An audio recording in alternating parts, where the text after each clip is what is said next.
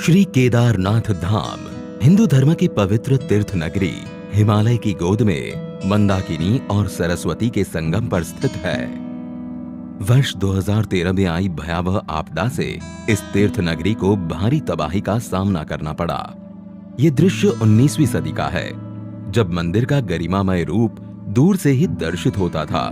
इसके पीछे की ऊंची बर्फीली पहाड़ियां दृश्य की भव्यता को और बढ़ाती थी। फिर धीरे धीरे इसके चारों ओर अनियोजित इमारतें बन गई और मंदिर मानो कहीं छिप सा गया।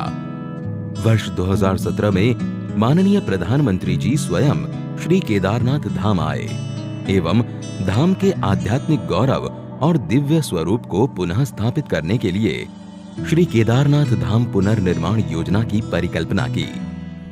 यहाँ की रुचि प्रकृति प्रवृत्ति के अनुसार ही इसका पुनर्निर्माण किया जाए।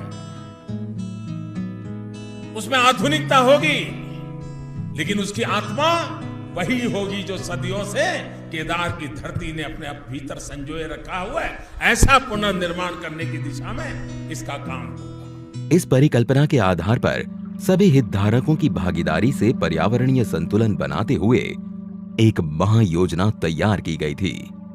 गौरीकुंड से 16 किलोमीटर दूर पैदल मार्ग पर स्थित धाम में इस पैमाने की परियोजना को क्रियान्वित करना, इसके लिए निर्माण सामग्री जुटाना, दुश्वार मौसम और विषम भौगोलिक परिस्थितियों के बीच एक बड़ी चुनौती थी। मंदिर तक पहुंच मार्ग का निर्माण पहले कार्य के रूप में लिया गया।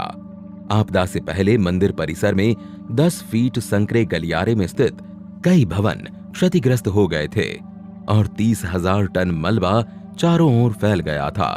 इस मलबे को 840 फीट सीढ़ीदार मंदिर गलियारे के रूप में विकसित किया गया। इसका निर्माण क्षेत्रीय कारीगरों द्वारा 20,000 स्थानीय उपलब्ध पत्थरों का उपयोग करके किया गया। 2 नदियों के संगम पर स्थित इस 104 फीट व्यास वाले आगमन प्लाजा का निर्माण वृत्ताकार रूप में 51,000 स्थानीय पत्थरों का उपयोग करके किया गया है। वहीं मंदिर प्लाजा का निर्माण 4,340 वर्ग मीटर क्षेत्र में 15,200 स्थानीय पत्थरों से किया गया है।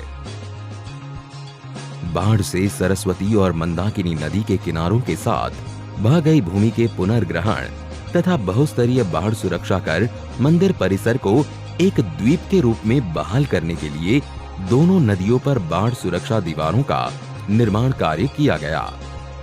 आपदा से क्षतिग्रस्त हो गए तीर्थ पुरोहितों के आवासों के पुनर्निर्माण का कार्य चौथे कार्य के रूप में लिया गया। चरणबद्ध तरीके से तीर्थ पुरोहितों के घरों का निर्माण स्थानीय पत्थर, लकड़ी और ढलवां छत उपयोग कर स्थानीय स्थापत्य शैली द्वारा किया जा रहा है। 5वें कार्य के रूप में आपदा से क्षतिग्रस्त श्री आदि गुरु शंकराचार्य समाधि के पुनर्निर्माण को लिया गया।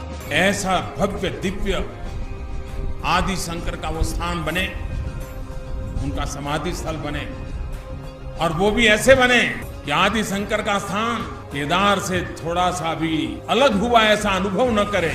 समाधि तक पहुंचने के लिए ये भूमिगत रचना, जिसमें स्मारकीय दीवारों के बीच चलकर जाना तीर्थयात्रियों को एक अनूठी यात्रा का अनुभव प्रदान करता है। मूर्ति के दर्शन कर चिंतन पथ पर चलते हुए ये यात्रा पर्वतों और विहंगम दृश्यों के दर्शन के साथ समाप्त होती है। इन 5 कार्यों का लोकार्पण आज किया जा रहा है। इसी के साथ लगभग 185 करोड़ की लागत से निर्मित हो रहे विभिन्न विकास कार्यों का शिलान्यास भी किया जा रहा है, जिनमें प्रमुख है मंदाकिनी एवं सरस्वती नदियों के तट पर स्नान और धार्मिक अनुष्ठानों को सुगम करने हेतु विशाल संगम घाट का निर्माण, धाम में यात्रियों के सुविधार्थ यात्री सुविधा केंद्र, रेन शेल्टर, जलपान गृह आदि का निर्माण, कुशल तीर्थ क्षेत्र प्रबंधन हेतु पुलिस स्टेशन एवं कमांड एवं कंट्रोल सेंटर का निर्माण, किसी भी अप्रिय घटना एवं विषम भौगोलिक परिस्थितियों में यात्रियों को चिकित्सा सेवाएं उपलब्ध कराने के लिए एक अत्याधुनिक चिकित्सालय का निर्माण किया जा रहा है, जिसमें आपातकालीन सेवाएं, ऑपरेशन थिएटर, ICU आदि की सुविधा होंगी। ये निर्माण योजना मात्र भौतिक सुविधाओं को ध्यान में रखकर नहीं, वरन इस स्थल की लौकिक व तीर्थ यात्रियों की आंतरिक ऊर्जा को पुनः जागृत करने का एक प्रयास है।